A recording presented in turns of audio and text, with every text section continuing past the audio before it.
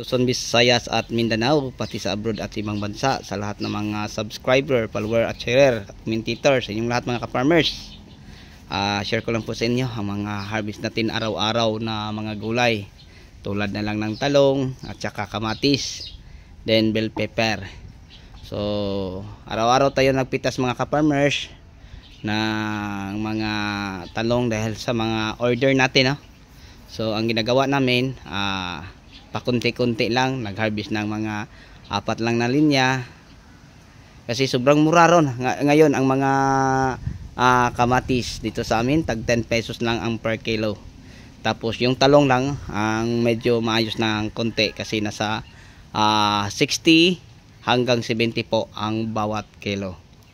So yun po mga ka-farmers, may order tayong talong ngayon na 30 bandol, kaya nga nag-harvest tayo. Tapos yung order natin na kamatis nasa 10 plus 15, 25 ata lahat ngayon.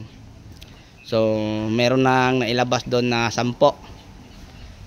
So konti na lang, no, ang kulang kasi madali lang ang pitasin ang kamatis kasi sobrang daming hinog dahil po sa sobrang baba po ang presyo. So nung nakarang araw nagtapon tayo, hindi bababa, no, sa 5 tonelada hanggang 6 na tonelada o 5,000 kilo o 6,000 kilos. Yun po ang itinapon natin kasi binahagi din natin sa may mga gusto. Nagsawa na siguro sila sa dami ng kamatis, kaya nga naitapon na lang. So 10 beses lang natin napipitasan dahil nag-umpisa na kami sa bagong tanim. Ayun, tinapon na lang. Sayang naman yung bagong tanim, maganda ang bunga, malalaki kagaya ng nakita nyo sa aking harapan. So yun po, no, mga kapwa ko ka-farmers. So sa lahat ng mga mahilig sa ganitong usapin about farming, kung may mga tanong man kayo,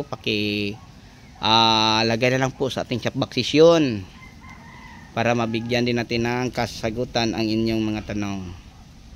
So ito lang po ang ating may update, no, sa ating Diamante Max F1. So sobrang ganda mga ka-farmers. Ang presyo na lang ang hindi maganda.